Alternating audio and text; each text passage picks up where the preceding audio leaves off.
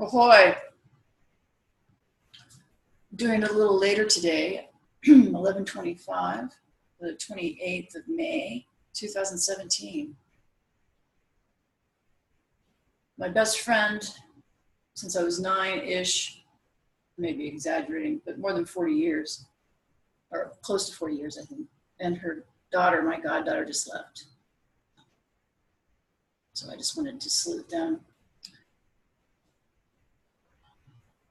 That there's very few people you can genuinely call friends.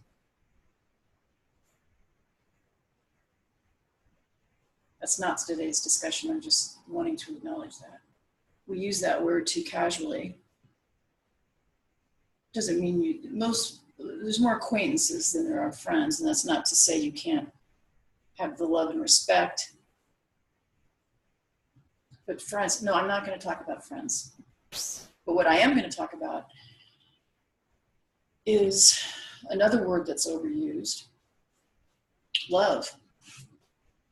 I had a lovely gentleman write me a rather long, beautiful question about, Rev, will you please talk about love? And he used a lot of examples of what he's been taught love is, you know, and then he referenced a dear friend of his who lost his wife recently and is, I think a year ago or something, and is still grieving and still like does ritual around like eating with her every day and all this stuff, and is deeply stricken.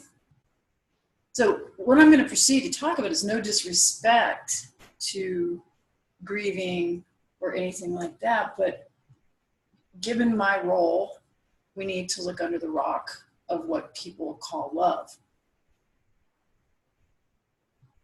And if I pause a little bit more, and this is it's such a deep, profound subject that I don't want to miss my mark here. I may not get the whole thing. I know it's a little glary. That's okay. The words are more important than my mug. But I wanted to do it in a different corner of my pad. Couple of announcements. I don't know if some of you are not getting my newsletters. If you want to get it, just go to my website and sign up, and it's real easy. And then I'm also making announcements for people who just keep asking me, is this happening, is that happening? And they're not getting the newsletters because, for whatever reason, that I'm starting to, in July, end of July, I'm going to start and help be the director, rather, of a monastery in Kauai every 2 months for 10 to 2 weeks at a time. And if you're interested, you can email me at Reverend Zoe Inman to find out more information on that.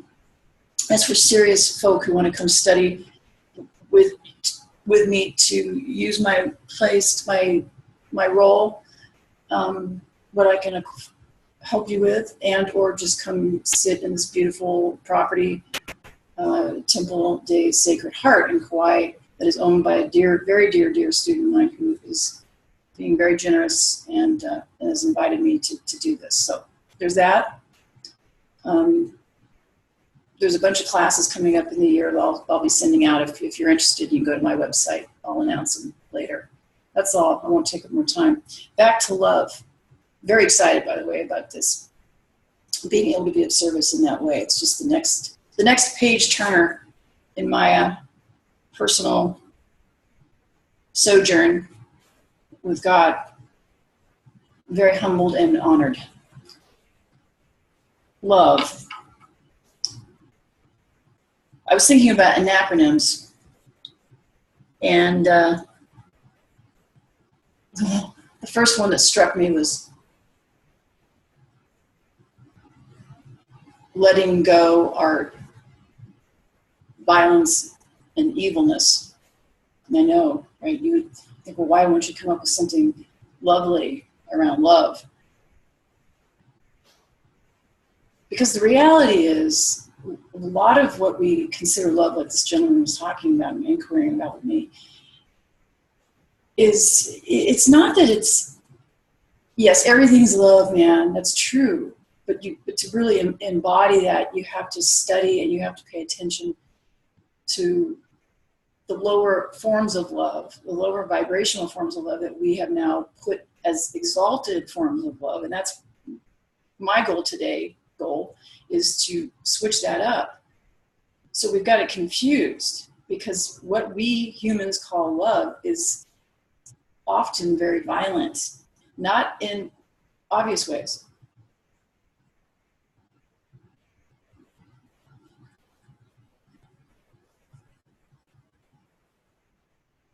We have a whole society of the earth that considers attachment as love. And then we put all sorts of like justifications around that, around loyalty, commitment, expectations, reasonable expectations, like all these things that actually are the antithesis of the highest vibrational love. And the reason for that is because we don't really, many of us don't have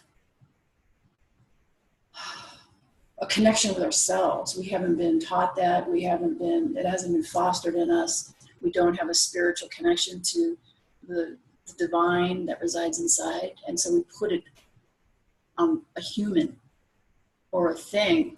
In this case, we're talking about humans, which then if that human goes away via death or circumstances, we freak out. In other words, a lot of what we call love is a parasitic relationship with another human being. It's just the truth, which is why we go through so much pain when they depart. Now, that upsets people sometimes. Human relationships, I used to, in my smarty pants mode, I'll often say, love and humans are an oxymoron.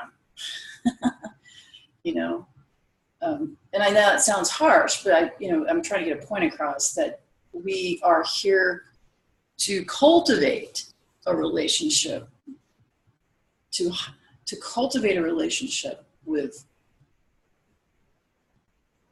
love. We're here to learn about what it really means and what it doesn't mean. But when you have millions of people practicing the same concept of love, it's an uphill task for me and other people who speak of it, because we're attached to it being a certain way.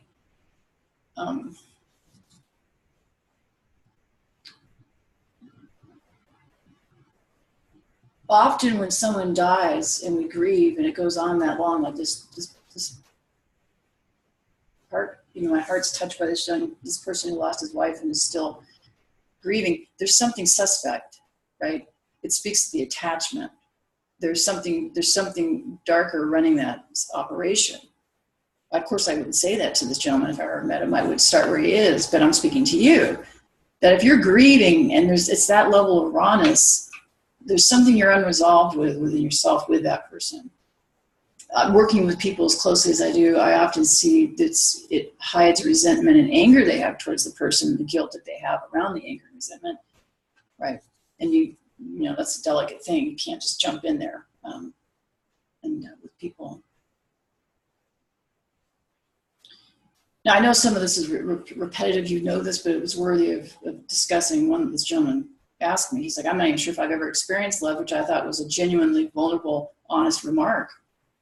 People are guilted and shamed for saying such things. Like, of course you know, or you should know. It's like, no, I think that's a very genuine statement that he said, and I think it's very exciting.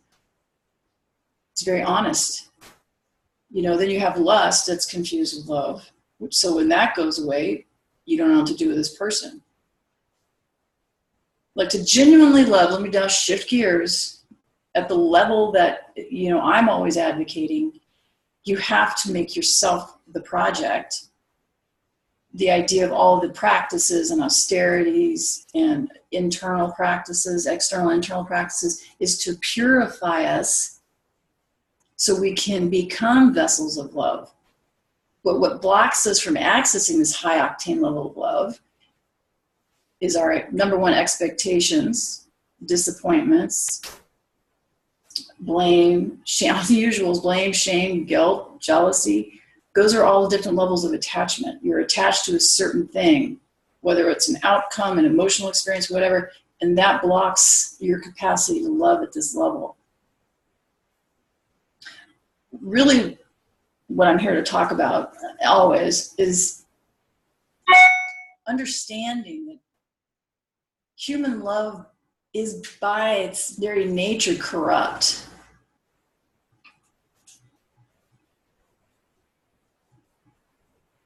Now, you can take this as the only rule here is take in what you can. And if you don't want to, not a problem. Maybe just the only thing I'd humbly ask is to sit with it once in a while and just see, like, live in that sort of the truth of that, and then you can turn it and throw it away when you want. But it is by nature corrupt. That's why we're here, to heal our attachment to the external world so we can cultivate the internal world, so then we can actually truly love. Most of what we call love is a desperate, violent attachment because we're so afraid of that deep emptiness that is where love actually grows from, capital L love. The closest thing to it, like I spoke to on Mother's Day, would be the mother-child relationship. But the human element, even there, is, they're still humans. There's disappointments, there's expectations, all that still resides there. But the closest thing to the level of love that we're talking about is that. So really what I'm talking about, like I started to say a few minutes ago, is the only energy that actually knows how to love is God. And since God resides, or if you prefer the word divine, inside, and if we're not residing there, or we're not going there, we're not spending time there, it creates desperation. And then you start justifying it, and then you have codes of conduct, and this is what we do on anniversaries, and this is how we celebrate Christmas or Thanksgiving or whatever all that jazz is, or Happy Valentine's Day. And the thing is, you got to start somewhere, right? So all those things are just fine, but I'm sitting in this, in the foot soldier camp of down and dirty. I'm talking about high octane love, how to actually become a vessel of love. You have got to address the big boys, all those things I already mentioned.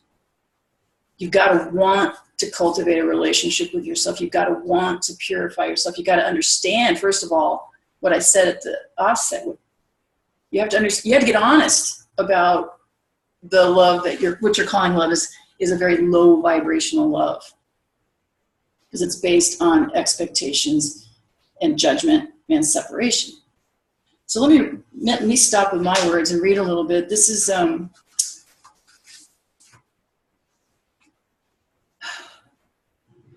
I'll never forget. Let me say this one last time. This is a little longer today because it's such a vast subject.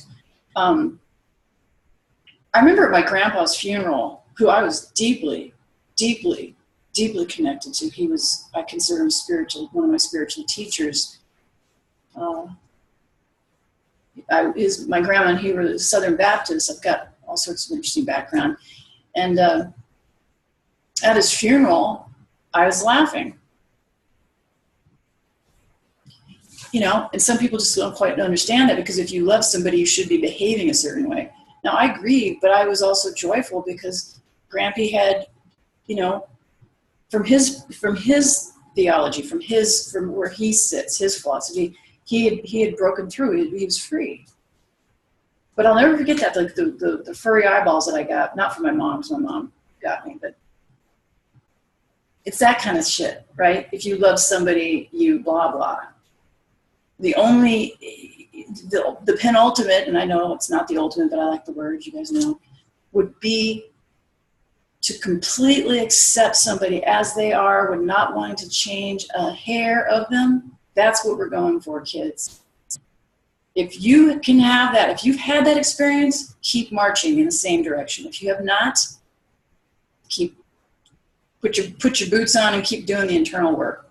That is what that we are capable of that. We are capable of that. But that's what we're going for. That is love. Complete, utter acceptance. Wouldn't want to change a hair, not just of a person, but of a circumstance. Let me read that first. This is from my little book my mom gave me when I was very young, The Quiet Mind.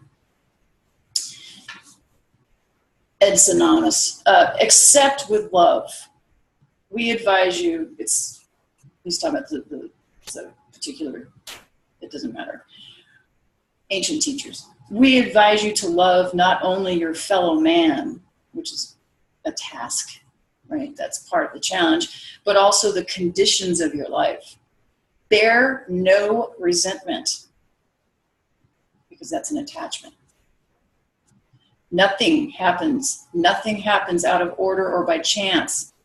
And the great law, capital L, brings those very conditions in your life which you need for growth. Not unlike what I'm always talking about, right? So accept with love all that happens, which is practicing humility. Look for the lesson that has to be learned from the experience. Look up to God daily, hourly, and be filled with a divine light and love. It pours like a golden ray into the heart and head center, cleansing, healing, uplifting, steadying, giving you control.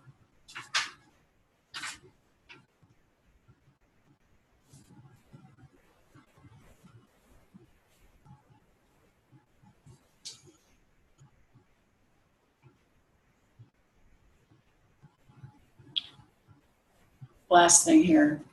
It is natural for the lower self to resent pain and suffering. But when you can surrender to God so that your heart overflows with love and acceptance of the wisdom of God's plan, when you can make real progress, then you can make real progress, and you are filled with a deep peace, which is beyond the power of the world to give. It's just the truth. Let's just sit with that.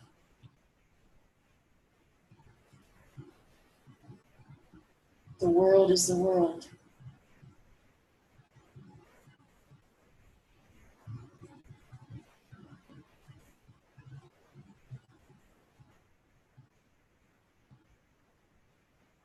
You've got to want to make yourself numero uno project in order to actually live this kind of love, which from the lower base love, it sees that as selfishness. That's the irony.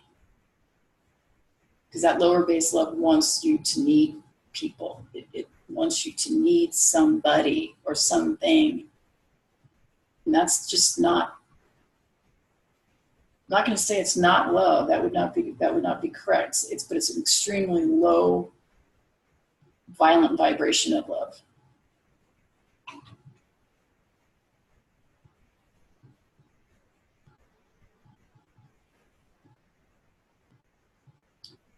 You know, I have to hear it all the time. Okay, I know, Rev, I know I have to love myself first. But it's like, crew members, slow down. Like, that is a practice about, if you don't know what love is, if you're operating from a lower design of love, then that's how you're treating yourself.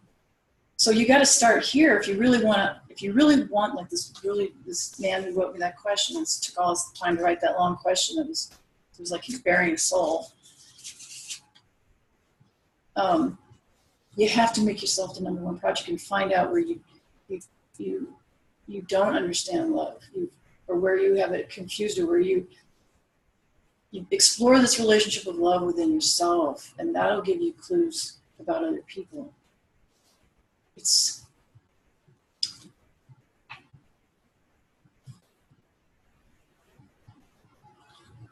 I have to sit, happily so, day in and day out, witnessing man's violence against man. And I'm not talking about politics or war. I'm talking about couples, relationships, friendship.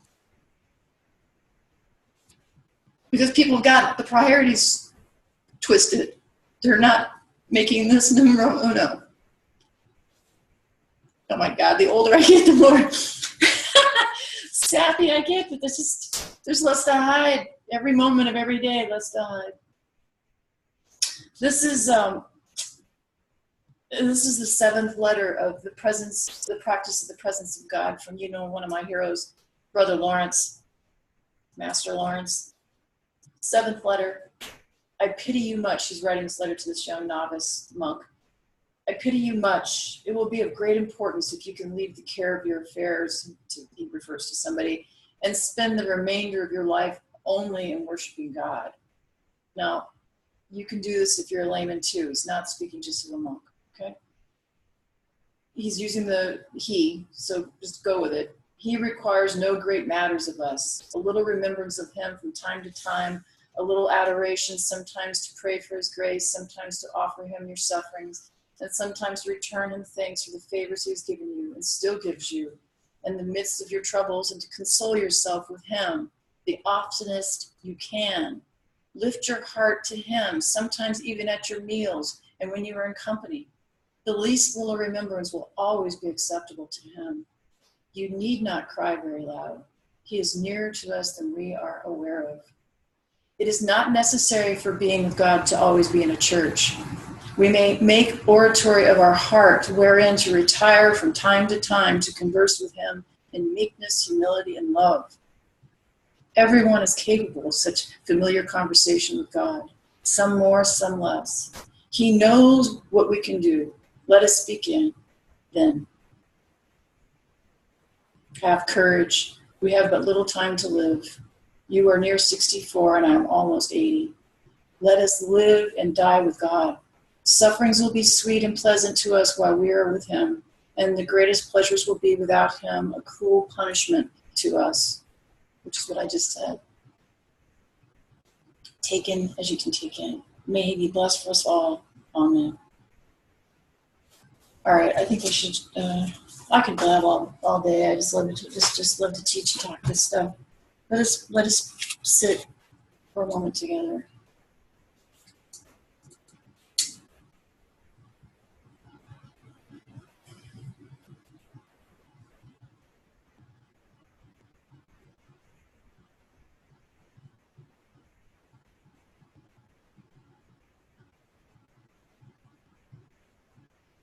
And if I may, I'd like to get it out.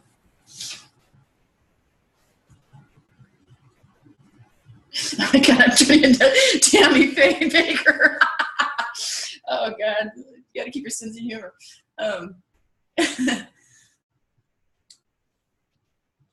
May the love that you are already be revealed to you.